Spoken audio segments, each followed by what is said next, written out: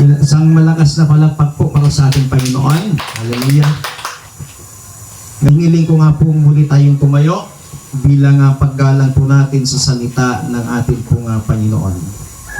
Sa Hebrews chapter 4 verse 13, basahin ko po sa magandang balita Biblia. Walang nilalang na makakapagtago sa Diyos. Ang lahat ay hayag at lantad sa kanyang paningin at sa kanya tayo magsusulit ng ating mga sarili.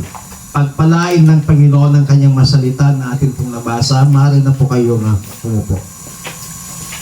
Mula po sa talatang ito ay nais ko pong bigyan ng paksa ang mensahe ng Panginoon, ang record mo na alam ng Diyos. Lahat po tayo ay may tinatawag na record ng buhay.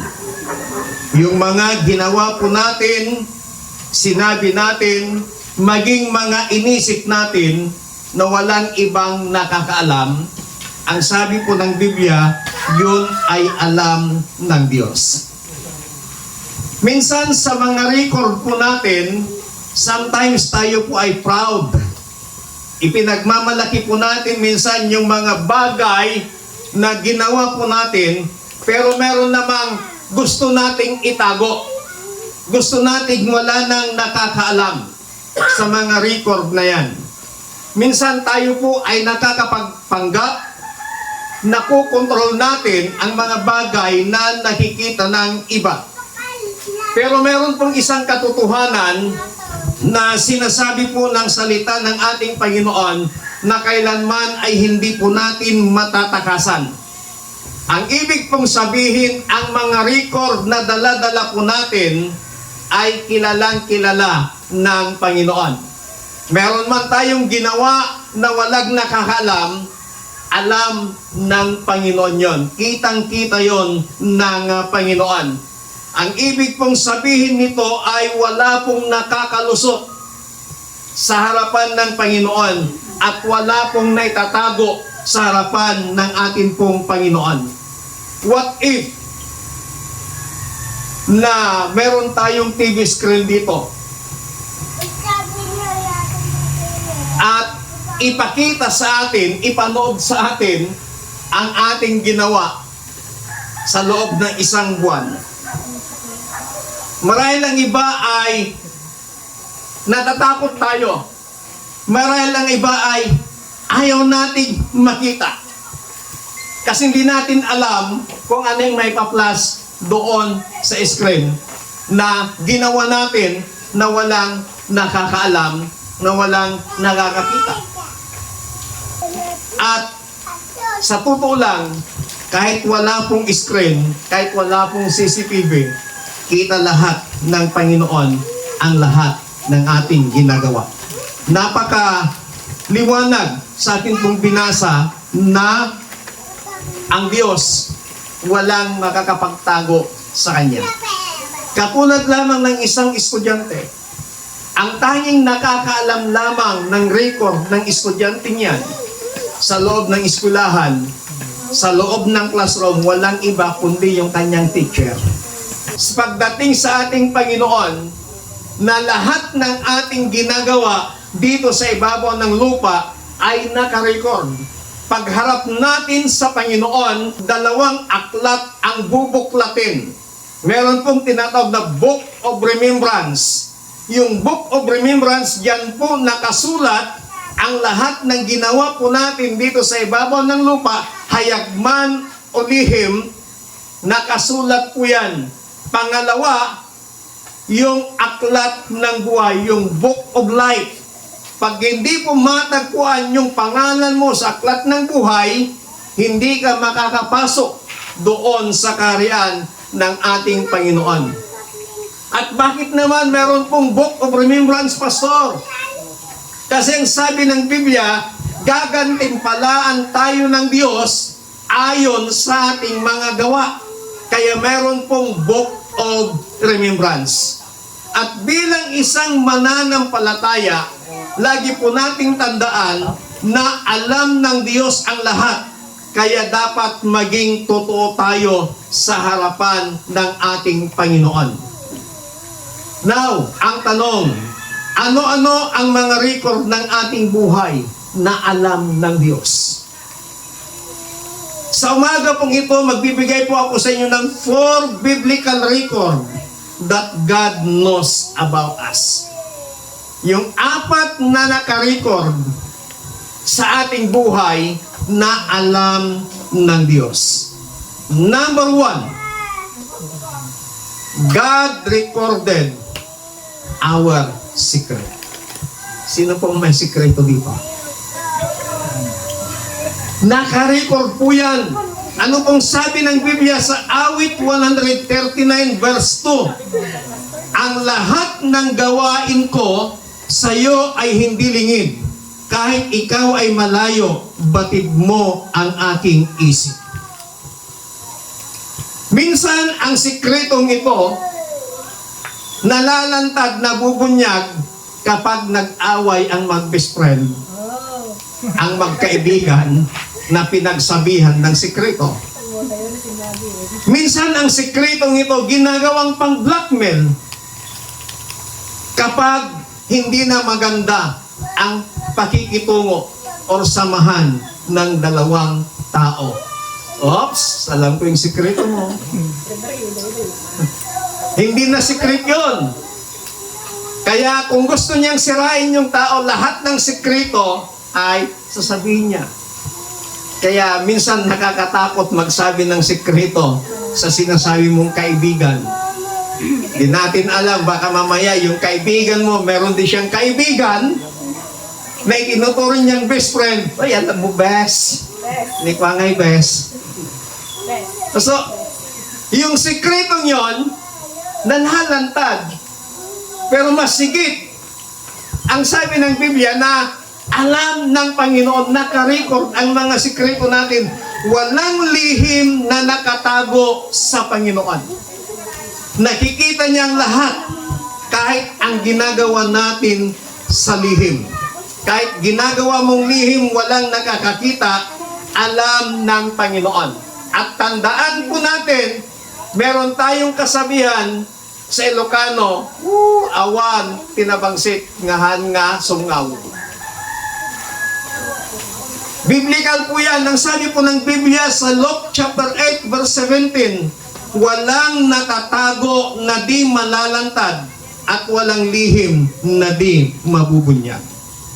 Sa harapan ng Panginoon, wala po tayong pwedeng mailihim, wala po tayong pwedeng maitago sa Panginoon. Walang bagay na naitatago sa kanyang paningin. Alam ng Diyos, kahit ang iniisip natin bago pa natin ito sasabihin. Batid niya ang laman ng ating isip. Batid niya ang laman ng ating kaisipan bago pa natin ito sabihin, alam na ng Panginoon. Ibig pong sabihin, wala tayong privacy sa Diyos. Minsan ng tao mahilig sa privacy, pero sa harapan ng Panginoon, walang privacy sa Diyos. Pwede bang sabihin mo sa katabi mo, wala kang privacy sa Diyos? Wala kang privacy sa Diyos. Wala kang privacy sa Diyos. Lahat lantad yan sa harapan ng ating Panginoon. Kaya, kung wala tayong may tatago sa Panginoon, inire-record niya ang ating sikreto, dapat bilang isang mananampalataya, magpakatuto po tayo sa harapan ng ating Panginoon. Amen. Palakpakan po natin ang Diyos. Pangalawa po, na-record ng ating buhay na alam ng Panginoon sa Kawikaan chapter 5 verse 21 sa magandang balita Biblia, ang paningin ni Yahweh sa tao'y di iniaalis. Laging nakasubaybay bawat oras, bawat saglit. God recorded our deeds. Alam ng Diyos ang ating mga ginagawa. Pastor, paano yung bata ako, yung panangkupit ko? Alam ng Panginoon yun. Idi awan tinakakita kanyam.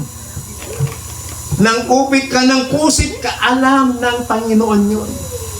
Lagi po nating tandaan na kapag tayo po ay may ginagawa, may nakakakita man o wala na tao, gawin po natin yung tama dahil meron pong isang mata o dalawang mata na nakakakita sa atin, wala pong iba kundi ang paningin ng ating Panginoon. Anong sabi ng ating binasa? Ang paningin ni Yahweh sa tao'y di iniaalis. Mananampalataya ka man o hindi, ang sabi ng Biblia, yung paningin ng Diyos sa tao ay hindi niya iniaalis. Nakabantay ang Panginoon sa atin 24/7. Nakasubaybay lagi ang ating Panginoon. Ang sabi ng Biblia, bawat oras, bawat saglit. Hindi man binanggit sa Biblia na 24 hours na nakasubaybay, nakabantay ang ating Panginoon. But ang sinabi niya, bawat oras, bawat saglit. 24 hours na nakasubaybay sa atin ang Panginoon. Nakikita niya ang bawat hakbang po natin. Nakikita niya ang bawat ginagawa po natin. Mabuti man o masama. Na ginagawa po natin na sa tingin natin walang nakakaalam, walang nakakakita. Nakikita yun ng Panginoon at nakarecord yun sa kanyang Book of Remembrance. Kaya ang sabi po ng Biblia, tayo po ay pararangalan, gagantimpalaan ayon sa ating mga gawa. So alam niya ang mga desisyon na ginagawa po natin araw-araw.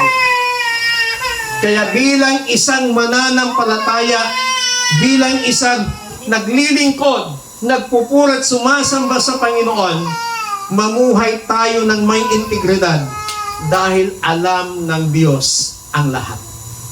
Napakahalaga po sa harapan ng Panginoon yung integridad po natin. Napakahalaga po sa harap ng Panginoon yung katapatan po natin sa lahat ng ating ginagawa. May nakakakita man o wala. Alam nyo ho, napakadali pong ipakita na ikaw ay tapat. Ikaw ay anak ng Diyos kapag may mga kasama ka. Pero kapag nag-iisa ka na, kumusta po ang ating mga ginagawa? May katapatan pa kaya sa ating Panginoon?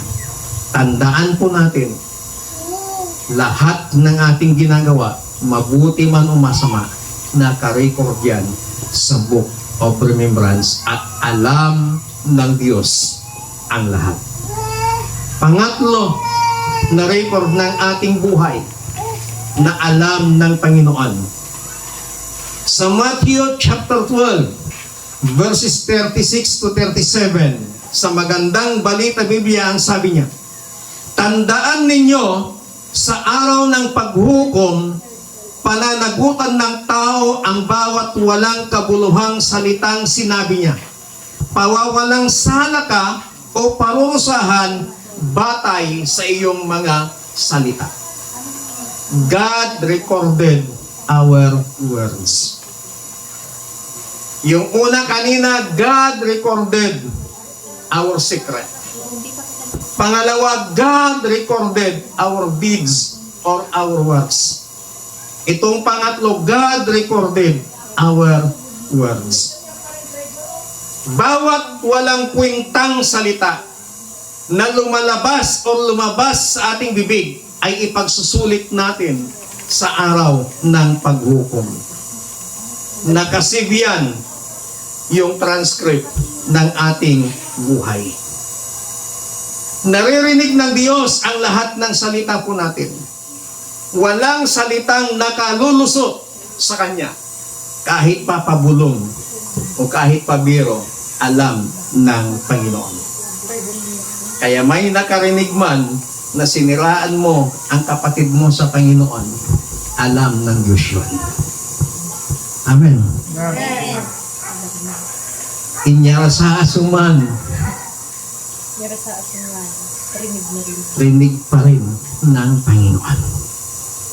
Naririnig ng Diyos ang bawat salitang binibitawan po natin. At bawat salita, ang sabi ng Biblia, may pananagutan tayo sa bawat salita. Haharap tayo sa Diyos para sa ating mga sinabi. Kahit mga walang kwentang salita ay kasama. Kaya dapat lagi po nating tandaan, kwentong may kwenta. Amen? Amen. Kaya kung minsan nakikita nyo pag nagpupost ako, kwentong may kwenta. Kwentuhang may kwenta. Hindi yung nagkwikwento ka lang na walang kwenta, walang kabuluhan. Kasi napakaliwanag ang sinabi ng Biblia, kahit pa walang kabuluhang usapan, kahit walang kabuluhang mga sinabi mo, ipagsusulit natin yon sa harapan ng ating Panginoon. So dapat gamitin natin ang ating salita sa mabuti. Gamitin natin ang ating salita para magpala. Huwag nating gamitin ang ating salita para manira. Magsalita ng katotohanan at magsalita ng pagmamahal. Hindi magsalita ng paninira sa ibang tao. Amen. Amen. Palakpakan natin ang Panginoon. Kasi napakaliwanag sa sinabi ng Biblia, parurusahan ka o pawawalang sala ka batay sa iyong mga salita. So nakabase sa ating salita. Meron tayong kasabihan na itilamas matiliw mo yung sarili ng bibig.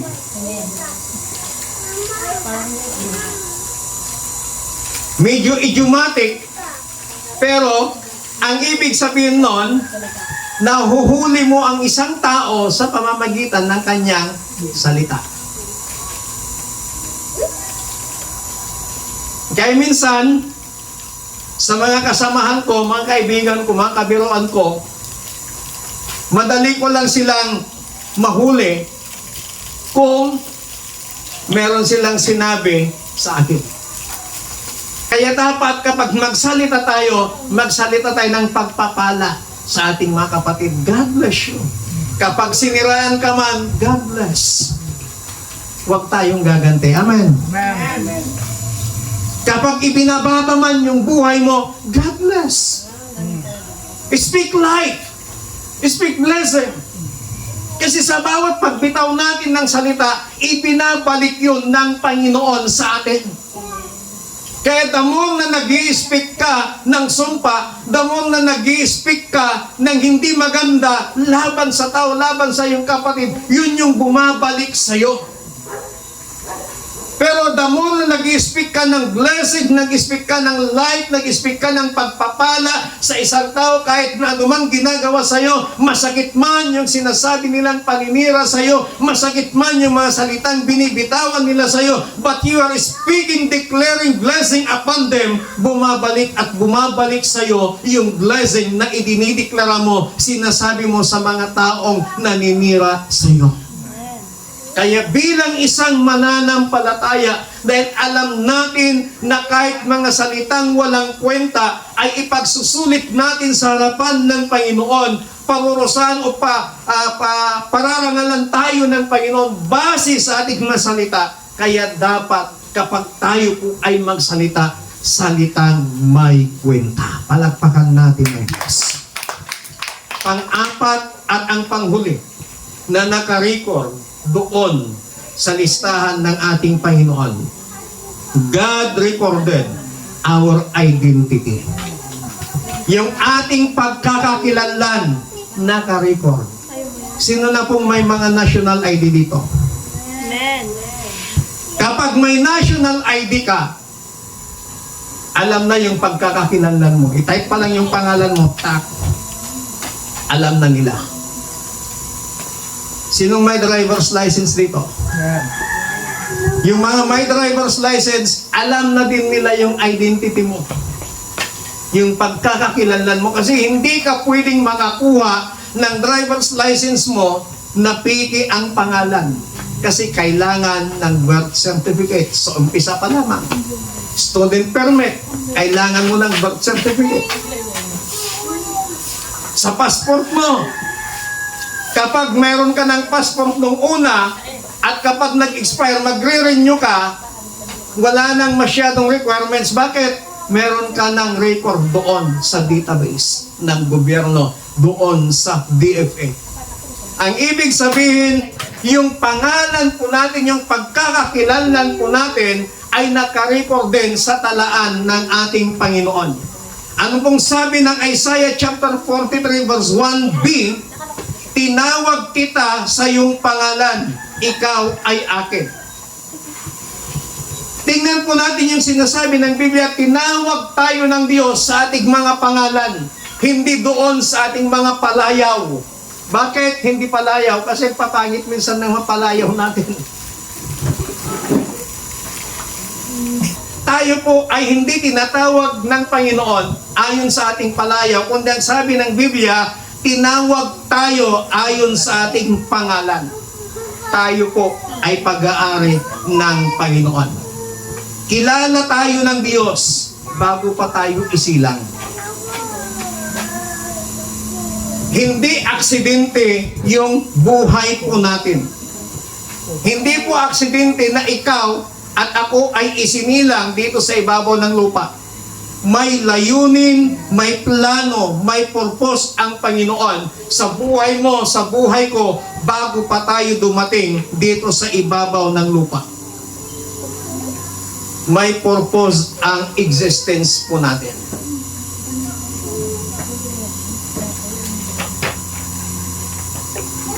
Kaya pag sinasabi ng iba na walang pakinabang sa iyo, para sa kanila wala, pero sa harapan ng Panginoon, may pakinabang ang Diyos sa iyo. May layunin, may plano, may purpose ang Diyos sa buhay mo. Amen. Ilan na ba yung nakarinig na sinabi sa atin na walang pakinabang sa iyo, wala kang mararating, walang mangyayari sa buhay mo. Pero ang Panginoon, bago pa tayo ipinanganak, may layunin na, may purpose na ang Panginoon sa atin. Personal tayong kilala ng Panginoon. Alam niya kung sino ka, alam niya kung saan ka galing, at alam niya kung bakit tayo nandito. We are not an accident. Sabihin mo sa katabi mo, hindi ka aksidente sa mundo nito. May plano sa iyo ang Diyos. Bago pa tayo isilang, kilala na tayo ng Panginoon. Kaya anuman yung mga sinasabi nila against sa iyo, tungkol sa iyo na mga negative, hayaan lang natin kasi mas kilala ka ng Panginoon kaysa sa kanila. Amen? Amen. Yung Diyos na lumalang sa atin, yung Diyos na nagplano sa atin, yung Diyos na nagbigay ng buhay sa atin, kilala niya tayo. Meron akong narinig na isang magulang. Ang magulang na ito, ang sabi niya, nung narinig ko yun, medyo nalungkot ako. Ayan meron pa pala kayong bunsong anak? Ayaw mo, pastor, wala na nga sa plano yun Ha? Wala na nga sa plano yun Sabi ko sa niya, ate, huwag mong iparinig sa anak mo na hindi nyo plinano na magkaroon. Kasi pag narinig ng anak nyo, baka mamaya yun yung may tanim sa kanyang isipan. Ang ibig sabihin, plinano yun ng Diyos na magkaroon pa kayo ng bunsong anak.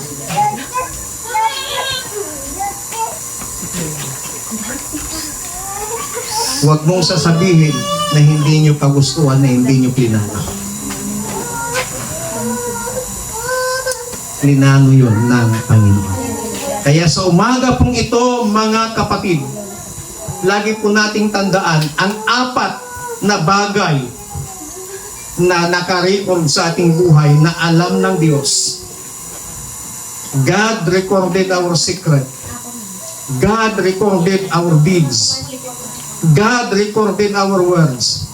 And God recorded our identity. Your identity is son and daughters of God. Ang iyong pagkakakilanlan ay anak ka ng Panginoon. Amen. Amen. Sa John chapter 1 verse 12, ngunit ang sinumang tumanggap sa Kanya ay pinagkalooban sila ng karapatang maging anak ng Diyos. Ang pagkakakilanlan po natin sa harapan ng Panginoon, we are children of God. Tayo'y mga anak ng Diyos. At alam ng Panginoon ang lahat sa atin.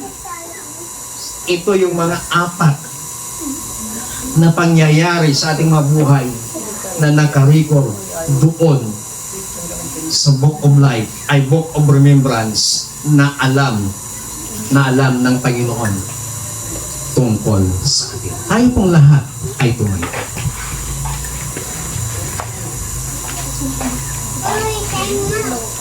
Kung halimbawa may tatayo dito sa harap, o tatayo dito ang Panginoon sa ating harapan, at bubuklatin ang ating record ngayon, handa na ba kaya tayong basahin ito? Or handa na ba kaya tayong basahin ito sa harap ng Diyos? O baka sabihin natin, teka lang po, kailangan ko munang i-delete, kailangan ko munang i-erase yung mga mali, yung mga pagkukulang, yung mga kahinaan.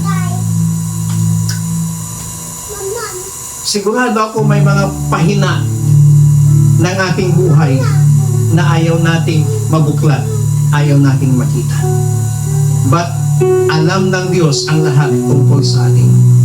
Hindi para hatulan ka, kundi para lumapit tayo sa Kanya. Kaya wag na po tayong magtago sa Panginoon. Lumapit tayo sa Diyos. Sina Adan at Eva noong sila'y nagkasala doon sa Garden of Eden, ang sabi ng Panginoon, nasaan kayo? Sina Adan at Eva takot humarap sa Panginoon, pero hinanap sila ng Diyos. Sa atin po, huwag tayong magtago sa Panginoon. Lumapit tayo sa Diyos. Apat na record sa ating buhay na alam ng Panginoon. Wala tayong pwedeng maitago. Hallelujah. Ang Diyos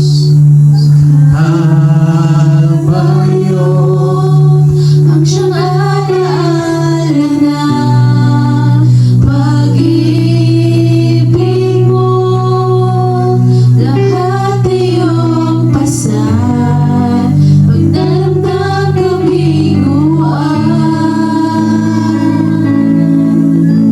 ikaw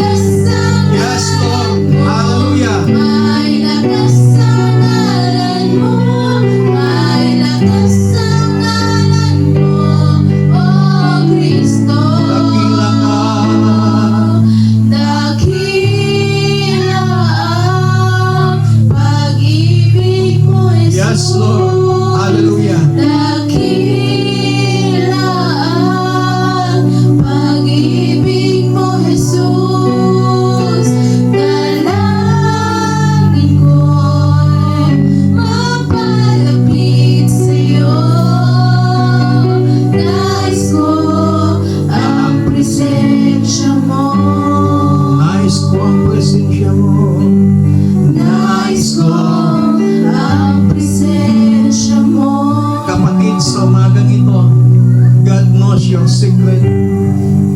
God knows your deeds. God knows your name. And God knows your words. Gusto ng Panginoon ng bawat isa po sa atin ay magpakatotoo tayo sa Kanyang harapan. Mamuhay ng may integridad sa harapan ng ating Panginoon.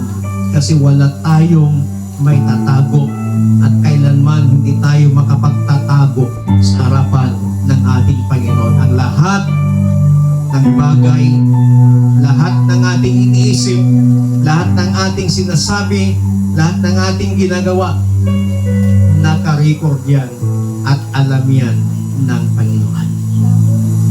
Panginoon, sa umagang ito, maraming salamat sa inyong masalita na pinalalahanan mo ang bawat isa. Alam mo ang aming mga sikreto. Alam mo ang aming mga buhay. Alam mo ang pagkakakilanlan. Alam mo ang aming mga ginagawa. At alam mo ang aming mga sinasabi. Dakilang Diyos, kung may mga naisip, nagawa, nasabi kami na hindi kaaya-aya sa inyong harapan, humihingi po kami ng kapatawaran sa inyo. At hinihiling namin sa umagang ito ang iyong banal na Espiritu na siyang tutulong sa amin, bigyan kami ng sapat na kalakasan upang kami ay makapamuhay ng may integridad sa inyong harapan, upang kami ay makapamuhay ng may katotohanan sa inyong harapan, Panginoon. Thank you for your words that remind us that we have a God na laging nakabantay, laging nakatingin sa amin. At thank you for your words that remind us na meron kaming Diyos na makapangyarihan sa lahat. Salamat po ng marami. We give you all the glory, honor, praises, and thanksgiving. In Jesus Christ, mighty name we pray. Amen. Palakpakan po natin ang Panginoon.